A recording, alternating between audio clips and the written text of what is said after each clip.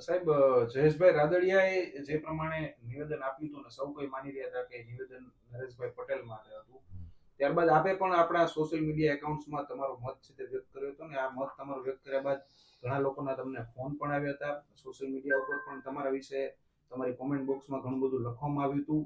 શું શું ઘટનાઓ આ તમારી આ પોસ્ટ પછી થઈ? જ્યારે આ પોસ્ટ મૂકવામાં આવી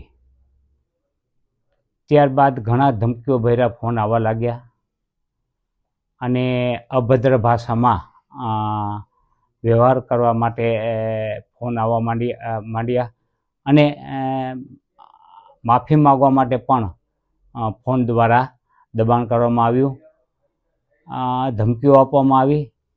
પરંતુ તે એ સ્વાભાવિક છે કે જ્યારે તમે કોઈ અવાજ ઉઠાવો ત્યારે આવા તત્વોની જે ગેંગ છે એ તમારી વિરુદ્ધ આવા પ્રકારના કૃત્ય કરી અને તમારા અવાજને દબાવવાનો પ્રયત્ન કરતા હોય છે. તેનાથી નાસીપાસ થવાની જરૂર હોતી નથી. આપણે આપણા જે ધ્યેય સિદ્ધિ હોય કે સમાજમાં જે કાંઈ સ્વીકારપાત્ર બાબતો ન હોય તે બાબતો વિશે વિરોધ કરવો જોઈએ. તે આપણી જે સોચ છે એ પ્રમાણે અમે આગળ પણ આ જ રીતે વિરોધ કરતા રહીશું. સર, કયા પ્રકારના ફોન તમને આવતા હતા, શું કહેતા હતા એ લોકો? કેટલીક બાબતો એવી છે કે મીડિયામાં બોલી શકાય એવી નથી. સંયમ અને જાળવવો જોઈએ, કારણ કે મીડિયામાં અનેક લોકો સાંભળતા હોય છે, મહિલાઓ સાંભળતી હોય છે.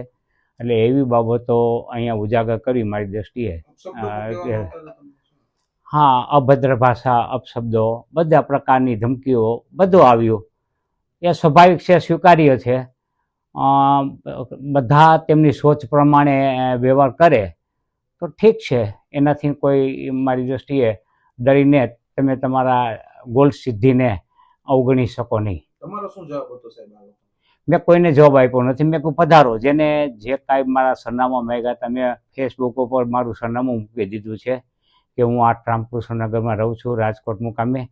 આપ ગમે ત્યારે આવી શકો છો અને આપણા તરફથી જે કાંઈ એક્શન લેવાના હોય તે લઈ શકો છો.